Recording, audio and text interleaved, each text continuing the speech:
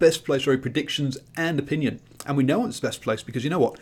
On the Run of Sports, we've got 4 writers all doing Major League Rugby predictions, and I'm winning. They're all Americans, and I'm the only English guy. So there you go. So joining me this evening, and your host this evening, because I will be his guest, is the man from Cornflakes Crib. How are you doing, sir?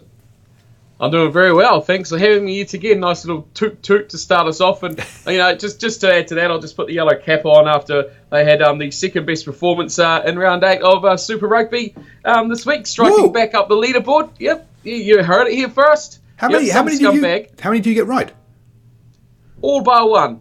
Really? Oh, all bar one. Yes, and the silly sharks. The silly sharks are the only ones that put me wrong. But aside from that, I got the mighty Jaguares, much to Ryan's disbelief earlier in the week on the preview show. But yeah, good round all around for my predictions. So I'm more than happy with how they've gone. So I'll wear this yellow cap with pride this weekend on my this week, I should say, on my preview show. So do come and check that out with us and whoever our special guest will be, because I don't even know who it is myself. But let's get into the rugby. Paul, welcome along. Welcome along to my show. Thank you. On your channel. Let's get into round number 8. Of course, we had no Chiefs. And the weekend did kick off down at Forsyth Bar Stadium with the Highlanders up against the Hurricanes, and what can only be described as one of the highest quality matches we've seen in quite some time. High tempo, end-to-end action all over the field. And the start of the match started off a bit of a trend, didn't it, where neither side really scored too much early, and it took a little while for the sides to get into some points. Shannon Frizzell picking up the opening try with a powerful play to get the Highlanders off the mark. TJ Perenara hit back quickly after that with some quick ball after a good break by the Canes, and that got them back into the match-up before it was back the other way to the Highlanders. Ash Dixon on the field, pretty much one touch, one try for him, then he went back for a little rest as well. The half was running out of time, and the Hurricanes pulled it right back to where we started at the beginning of the match with a superb Ardie Savea try, his first of a couple in the match. He rolled back the clock, back to the days of sevens, with a 70-metre intercept try. They put the two teams back on level peggings, 14-all at the break. Not very often you talk about penalties in these sort of shows like this, but this one was critical. Bowden Barrett knocking one over on the 42nd minute, the only penalty of the match. That gave the Hurricanes that 3-point lead. The Highlanders hit back of 7, as they always do. Kane Hamilton scoring off the back of the scrum, and a tidy little, clever finish from the backup scrum half. The Highlanders line out then took on a bit more of a lead, as well as Lynch's jumped on to put the lead up to 11 points to the Highlanders. Some may have thought it was game over, but not the Hurricanes. Step up Ardie Savea once more, put any number on the back of his shirt from even the back lines with double figures, and he was scorching it. The step, the speed, the class, and 2 tries for Ardie Savea put the game back within reach, and with 15 minutes to play, the telling score was made. Bowden Barrett sparked it, Laumape finished it off, and this time using a bit of footwork as opposed to the power we normally see from him, and that put the Hurricanes back in the lead. The Highlanders dominated the closing passages of the matchup, even got a Hurricanes player sent off late on, Mitchell getting a yellow card, first of many. I'm sure we're going to talk about those, but they weren't able to break them down late on, and the Hurricanes hung on and pipped the Highlanders just for the second time this season, 31-28, a close one, but an exciting, thrilling matchup to kick off our weekend. This was an absolutely crazy game. It was end-to-end stuff. It was more basketball than rugby, to be honest. Optional tackling at times, to be fair. There are pretty low percentages on the old tackling stats. Clearly the Highlanders missing Aaron Smith and Naholo. I like Fadders a lot, but he's not really a winger, is he? Let's be honest, out there. And Hamilton had a good game, but he's not Aaron Smith by any stretch of the imagination. So I think they are really missing those two guys in particular. But this was just crazy, million miles an hour game. It suits someone like Ardie Savea's game right down to the ground. As you say, that whole 7 stuff. Yeah, and things I took interesting over this match was a couple of points. No missed kicks, which was something we wouldn't have even thought would say back in round 1, 2, 3 of the competition, and only 1 penalty shot at goal, which ultimately proved to be a decisive factor for the Hurricanes in the day. But that surprised you that was the game plan, or the fact that both those kickers played so well? The bad news on that is Marty Baggs is out, so we're not going to see him in a Highlanders jumper for a few weeks either, sadly. We got some The kicking, I kind of, I mean, at the end there, scoreboard pressure was important. Let's be honest in this one, because the Highlanders could have had kickable penalties towards the end, but they decided they didn't want to draw. They wanted to win, and went for that corner. So yes, that kick was all important. Yeah, get that 3 points ahead. Anything in the lead is better than nothing. Yep, I was gunning for the 3. I thought a draw was almost better than the risk of a loss. But anyway, the Hurricanes took their one out, 31-28. No, I agree. Yeah, totally. I think they should have gone for the draw. Definitely, they should have taken the 3 and said, "Look, yeah, we're not going to lose this one. We've had quite a few losses this season. Let's even this one up." So bad choice by the Highlanders. And they had time too, because the first penalty they got was a kickable range. There was still a few minutes left on the clock too, so they could have reset, gone back, and got another shot later on to put it away. But nevertheless, they got a bonus point for losing within 7. We'll take that. We'll take that one into the bank. Moving on, game number 2, the Reds versus the Stormers. Oh dear, what do we say about this one? Goodness me. Half time, 0-0.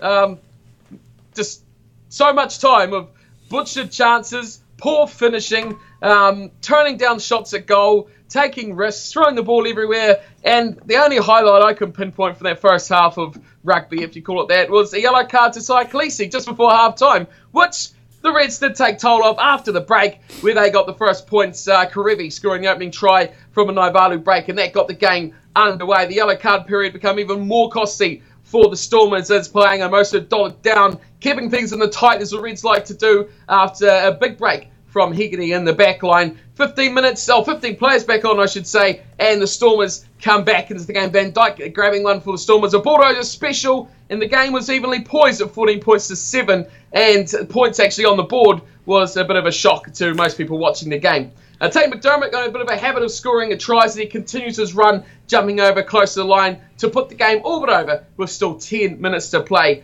Damon Delandy put some life back into the game, but it was ultimately a dead horse of this matchup as he jumped his little spin move, putting around the corner and jumping in for his try. And the Stormers on the scoreboard, you're saying 24 points to 12, there or thereabouts, but never really in this match.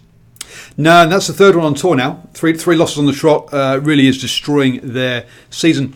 I mean, they're kind of lucky in the fact that I think a couple of the other sides still haven't toured yet. So I mean, the Bulls are bound to lose 4 games on the road as well. So, they got the Rebels up next as well, I think it is. So they're having a shocking tour. They're going to go home with 4 losses on the trot. It really has dented their sort of burst their balloon of hope.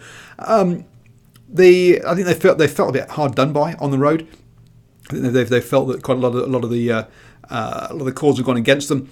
But basically, I think what we've got here is a team that's trying to change its styles, have 2 options, both to line up more and to be able to spin it wide, but just hasn't got the skills yet and hasn't practiced enough going wide, and so they make too many mistakes when they do so.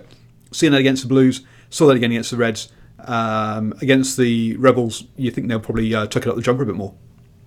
It's a tough one, isn't it? Because they play nicely, I guess is a terrible way to describe it, but they kind of attractively, I guess you could say. They seem to put a lot of effort into it. They seem to build up well. It looks good, but then it ultimately crumbles apart. And 0-0 in 40 minutes of rugby is astounding. I haven't seen that for a long, long time. Like I said at the start of the Highlanders game, this whole round ultimately was really, really low-scoring starts, and not much different here in this one. 42 minutes before he got any points on the board. But the Stormers, I don't know.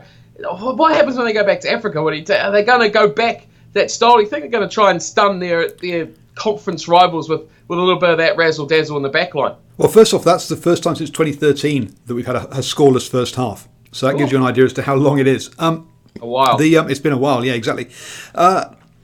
It seems they're doing horses for courses, right? Where they can see where they think they can take people on in a different way, they're doing so.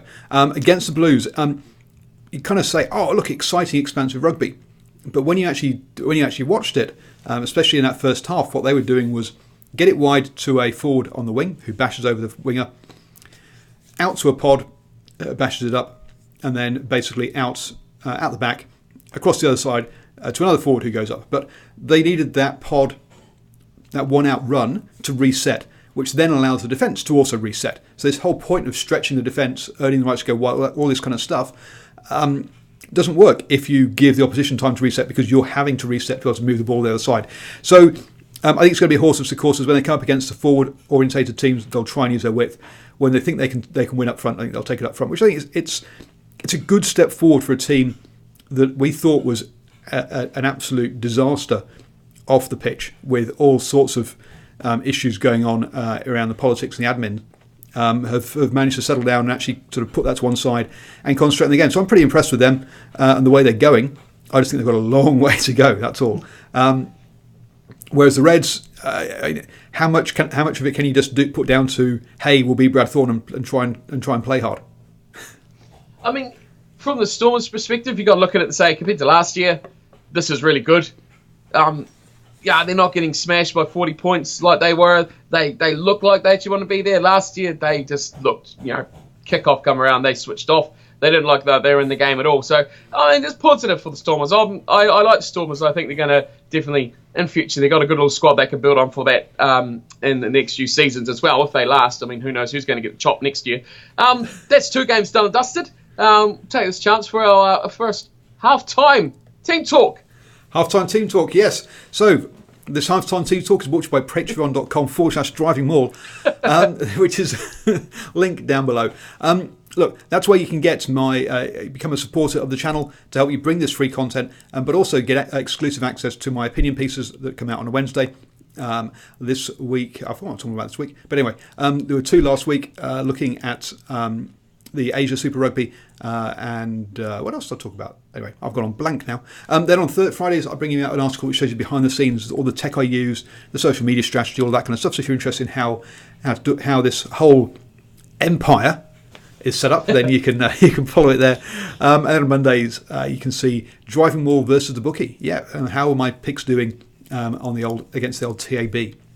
So give that a look. I say from as little as $1 a month, and you're back to your regular show. And you can tell what he's doing versus the bookies by how many videos that he's got a beer in his hand by. If there's no beer, it's been a bad week. This week, obviously, he won a couple of games because there's beer in the hand. There you go. There's a free spoiler for you. Moving on to the Lions versus the Sharks. And I mean, goodness me. I mean, the Reds half was a bit poor, wasn't it? But this one, from the Lions' perspective, was pretty average. It was a freight train of one-way traffic. And, yeah, pretty average. So, I mean, you got a better word to describe it? I think bloody awful. How about this? It was a freight train in the rain that was only going one way, and that was in the ocean for the Sharks. Lions' first half highlight was a yellow card. That was it. Much like we've seen from the Stormers, except the other side of things was tries. It was all the Sharks. Took 20 minutes, like we talked about. Most teams are slow starting. But Vermeulen grabbed one, lurking out wide, and he smashed through some average defence. Mapimpi, the original king himself, grabbed one after dominating every single touch he got. He was so elusive in that game. And if we're talking about elusive, let's talk about Cohen Bosch as well. Just phenomenal throughout their match. Lekanu drives through, and a great little break for her. He was much like Mapimpi, scoring another try for the Sharks. And then the original king himself, Mapimpi, was in for his second after some flat line on the line ball through to the width of Mapimpi. And that was 25-0. Sharks over Lions. Game over. Let's go home. But no, the game carried on, and Dutoy brought the power to the game. Then Mapimpi brought the excitement out wide, and he pushed the lead out even further. Then we got something finally for the Lions. Mahuza scoring out wide with a great little run from the speedster. Consolation try. Everyone was happy in red, and then it carried on, much like it had gone all game long. The Sharks showing they can do a little bit of that as well. Fussy finishing out wide from a quality backline play. There we go, 42-5. Thumping. Absolute thumping. Consolation try on 79 minutes, and they still managed to give up another try. I mean, what the? Okay, this first half you're kind of thinking, oh, maybe the Lions are going to do what they did against the Rebels and come back. No. But as you say, the first try wasn't until 20 minutes. The Sharks butchered like 3 opportunities before they even scored. At 5:42, this flattered the Lions. This should have been a 60-70 point drubbing. I mean, the Lions were absolutely rampant in this, but they just couldn't finish. And they scored 40 points, and they still found it hard to finish. I mean, that is just nuts. Yeah, this is probably the worst Lions performance I can think of for 5 years now. So this is this is appalling, and you got to really wonder what's going on in Joburg, because that kind of result is disgraceful. Two things I wanted to point out. I talked a little bit about Curran Bosch already. Outstanding, best game I've ever seen from him. He just absolutely tore the game to ribbons every time he touched it. Mapimpi really good as well. But yeah, nothing beats Bosch. But the thing I will pick on was the goal kicking. Pretty poor, especially for South African teams. Yeah, it was poor. I mean, but you've got and when Bosch came on, he could actually kick, couldn't he? So I mean, You've got two good kickers on there, and you stick with the guy who can't hit the side of a barn. I mean, Dupria is off to. What's going on at the Sharks this year? Dupria is off to Sale Sharks next year. Cohen Bosch is apparently off to the Stormers next year. Just as things are looking good for the Sharks, everyone's disappearing. You're like, hang on. A couple of rounds ago, it definitely looked like they had some serious issues off the pitch where they were not happy with all these players who'd signed contracts elsewhere. But it looks like they've managed to sit down and said, look, let's just survive this. Let's just play this year and enjoy it. And we'll deal with whatever happens next, because they were playing with a lot of joy, a lot of fun, and yeah, that looked majestic. That blew the Lions completely out of the park, and they've got some real troubles for the future rounds as well. Moving on to the next match of the round, the Crusaders are up against the Brumbies, and an exciting first half. They didn't yield too many points. It was open, it was free flowing, there was width, there was open plays. It was decent enough, but the finishing was extremely poor, and poor probably a better word to describe it. Much like we've seen earlier, kicks at goal were turned down for kicks into the corner. Chipping was definitely the order of the day, and the old fish and chip shops definitely having plenty of business out there. The door was finally open though when Old Franks was binned, and the Brumbies got a little bit of a sniff at the end of the half. It took an eternity. They sat on the line for what seemed like 3 hours, but they finally broke it. Christian Lealiafano jumping in for the only first half points, and the Brumbies led at half-time 7 points to 0. Trouble with the Crusaders? Everyone would say no, because after the half-time break, the set piece fixed itself out and the game changed. The scrum got strong, the hands got better, and they were a different side. Ryan Crotty put in Sevu Reece for the opening try, and then quickly after that, another scrum, 5 minutes out, set Will Jordan in to the right-hand corner. And Mr. Clothesline from Pulu, who was quickly sent to the bin,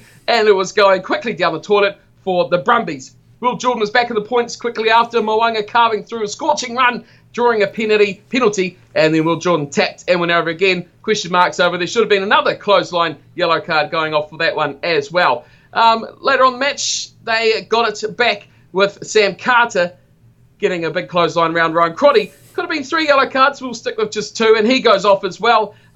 Control all over it with the Crusaders. They dominate every passage of the game. Taufua benefits getting another try, and just to fill in the Crusaders bingo card, an in-step try to Sevu Reece finished it off for them. Pulu got a little bit of payback for all the Brumbies, scoring off a line-out set play, and Kurandrani, scored it off Pulu's break, and that was all that the Brumbies had to celebrate. 36-14, second half probably flattered the Brumbies a bit on that scoreboard. Really, the Crusaders thrashed them. Really, I was going to say the Crusaders got a bit out of jail here, because they should have been down quite a few points in that first half.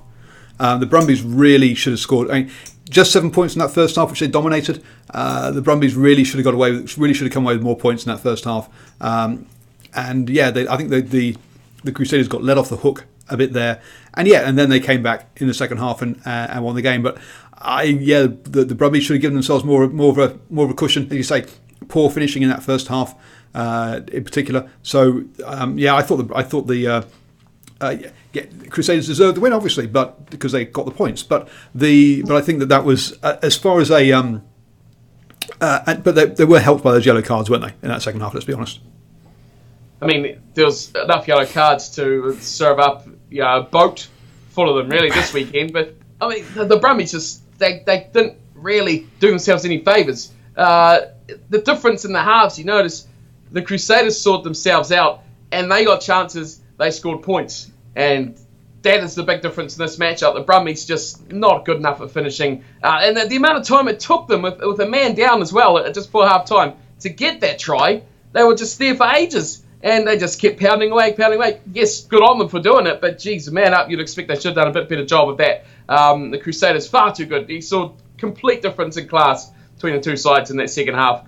Crusaders soldiering on to another big victory over their Australian rivals. And this is one of the reasons why we say that possession stats as a sign are not necessarily a good sign as to who should win a game, because it's all good and well having the ball, but if you take 50 phases to score and the opposition scores after 2, then you know what, it's what you do with the ball. It's not just having it.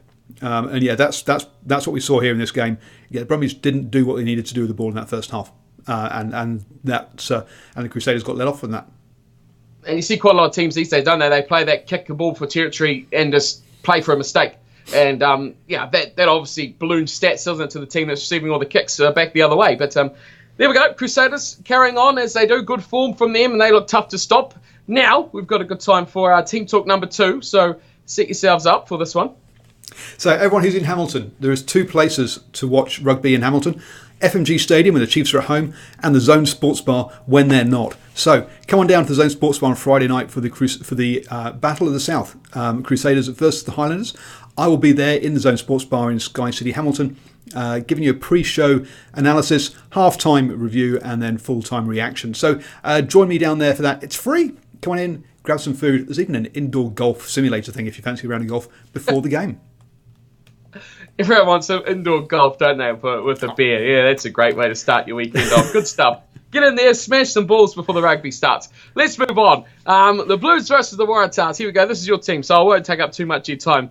The Blues, right, started off well, didn't they? Martin Nonu getting the first try away to Tom Robinson, and he's the find of the year this season. We'll get your thoughts on that afterwards. I think he's been amazing for the Blues, and straight out of the box, there was the Blues with the lead. They were control early, the forwards, and Martin Nonu was having a playmaker's dream, setting up Caleb Clark for the second try of the first half for the Blues. And then the game did take a big drastic change after that. The Waratahs woke up, and typically they went to the high crossfield kicks to Israel Folau, who definitely took that chance that he got.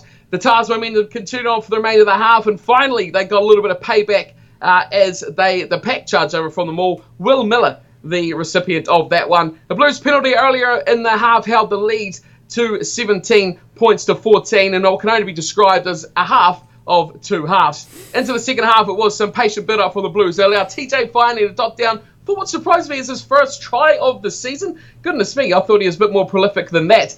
Then the Waratahs repaid the effort. A long build-up themselves. 8 minutes it took them to get some defensive mismatches out wide, and Newsom was in to put the Tars within 1 point. But the set play let the Waratahs down soon after that from a line out. Loose ball, snapped up by Ioane, and then he offloaded to what some are calling another one, turning back the clock, and Ma'a Nonu with a sprint away, I guess you could call it that, to put the lead back out to 8. Penalties between two sides split the lead between 5 and 8 points into the final 10, and with 5 minutes to play, a 5-metre scrum to the Waratahs. Put Jake Gordon in as he sliced through and set up the match for a Barnstan end. Barnstan? Band. No, I'm going to bleep that word right there. Barnstorming. A great finish. Barnstan. Barnstorming. Foley's conversion goes wide. Anyway, and it was all at the end for the Blues, who hung on with some good defence, and no more Barnes. And no more storming either. Yeah, no storming. No barnstorming stuff. So I didn't write that word down. The Blues came out and absolutely bullied the Tars in that opening 20 minutes. And their forwards are bashing through, doing very well. But what we found was that penalties were marching down the pitch. And they gave it like 4 penalties in the first 16 minutes, whatever it was.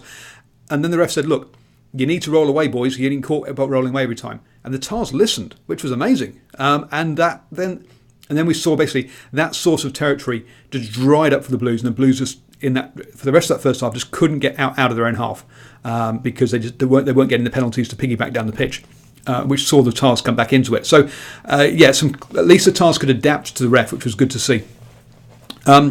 What we saw in that second half was the Blues just showing a hell of a lot of composure that we've never seen from them before. Well, I'll rephrase that. Okay, we have, but not in most people's living memory anymore. It's been many years since we've seen this kind of that kind of stuff. I mean, to close out the game with the clinical pick and goes for what was it, 3 or 4 minutes to finish it out, which is pretty impressive.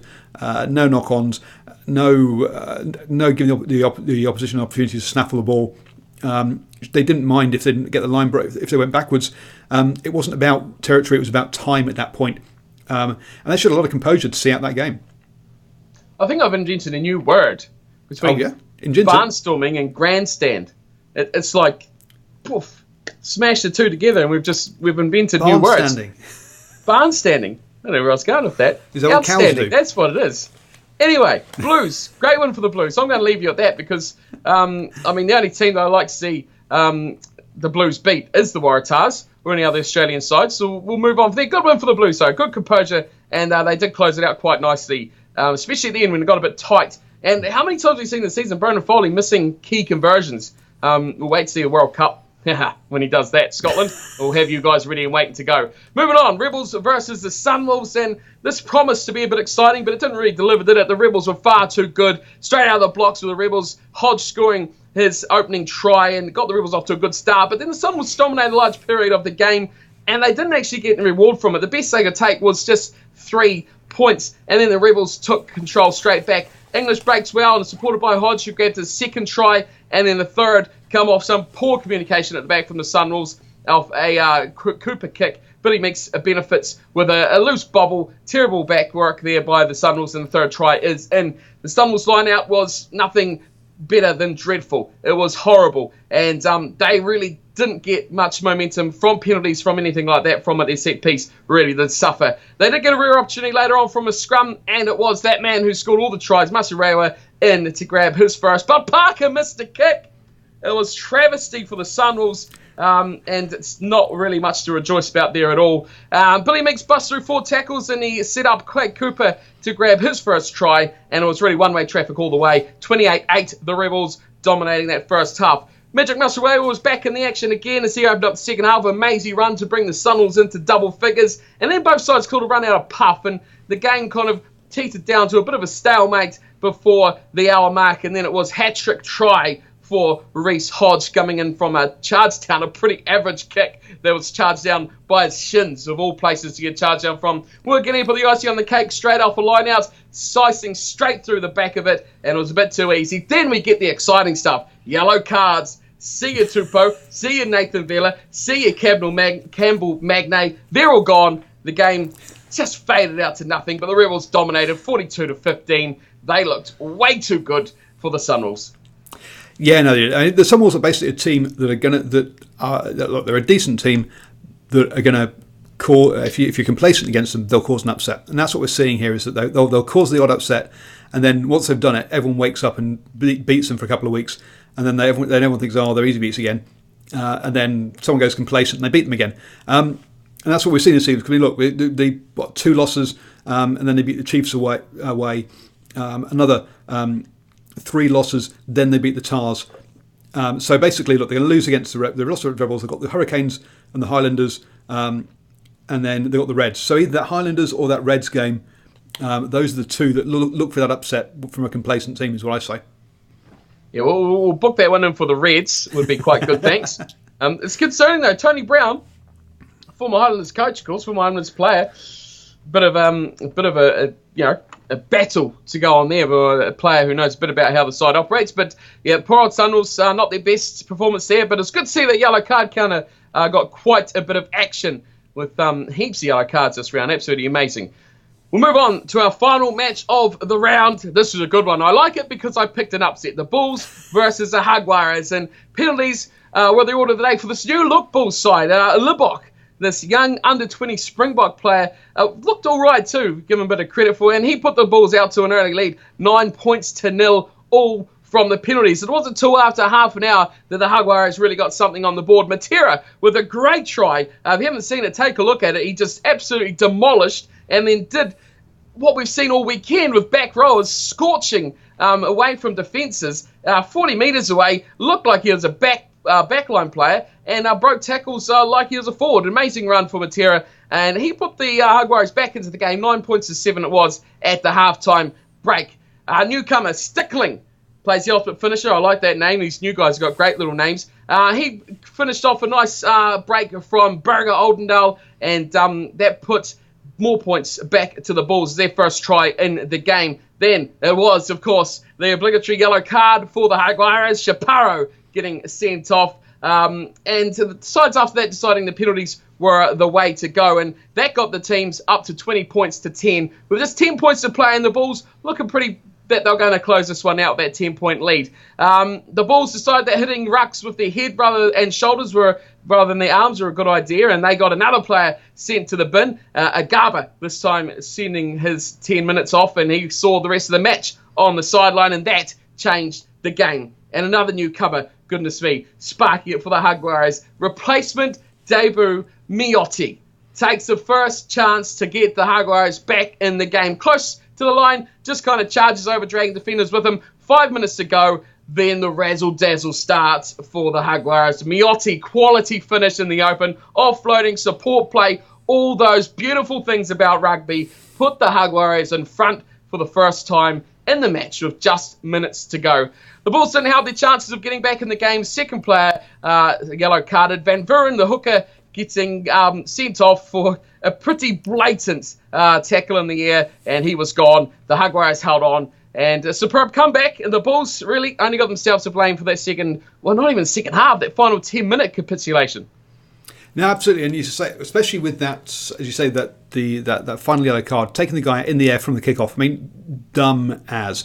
You know you need to kick deep. You need to pin the Jaguares down there, get yourself a penalty, and knock over 3. What do? You run in and just knock a player over. Reminds me of Ronan O'Gara at the end of a Lions test in South Africa, where all the Lions had to do was just kick the ball deep and just keep South Africa out. What does he do?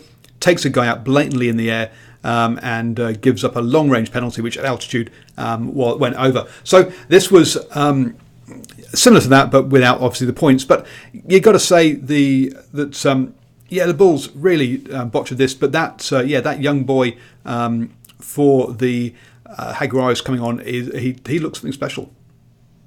Miotti, definitely one for the future. Yeah, they're spinning them out this season, aren't they? They're really spinning them out. There's some guys that are just stepping up, and we criticised them at the start of the season. We have these guys that's big question marks. They're losing the Sanchez's, they're using these guys that are up at that level, international level. I mean, this is what is good about Super Rugby at this sort of placement, when you can get guys, give them a chance. I mean, South Africa themselves, this Libbok guy, he looked pretty good as well. He didn't look out of place. Sure, he's not a Pollard, but goodness me, he definitely didn't do himself any shame, and I thought he had a good little match up for them. But yeah, more good Argentinian players is what we need. And they played pretty well. But yeah, David, we do, because they're starting to select their overseas players for the national team, which is going to be a problem for them anyway. But we had this one, what, two yellow cards in the last 10 minutes. Rebels against Sunwolves, 3 yellow cards in the last 10 minutes. There's a bit of a trend here, isn't it? That basically the referees, look, they're tired, they're hot, they're bothered, they've had enough. Just stop messing around, boys, and finish off the bloody game. Off. Yes. Anyone who just causes trouble, get off. Go on, get out of here. Soon we'll just have 5 players left. They'll just be kicking it to each other in a game of drive back. But it was good, great for the counter, because now we'll be hopefully ahead of last season as we can go for the victory for 2019 and the yellow card total. But that is us for this week's round 8 clashes, or last weekend's round 8 clashes. Some good matches, interesting matches, and of course 6 out of 7 picks for me. So tune into the preview if you want the best picks. Follow Flake, that's what you have to do. Get onto it. Get that hashtag. Follow Flake. So head over to Cornflake's Crib to get that preview. He'll obviously give you the card counts, and so you know how many cards we had after 8 rounds last year and how many cards we got after this year. So that's always a good league table to keep an eye on. Thank you very much for joining us. Everyone who's been in the live chat, been great to have you there. Do click up there to subscribe to the channel. Down there is where you can access patreon.com to become a supporter of the channel. And as I say, get access to exclusive content. And over there, the artificial intelligence at YouTube says there are 2 videos you'll enjoy. So give them a click.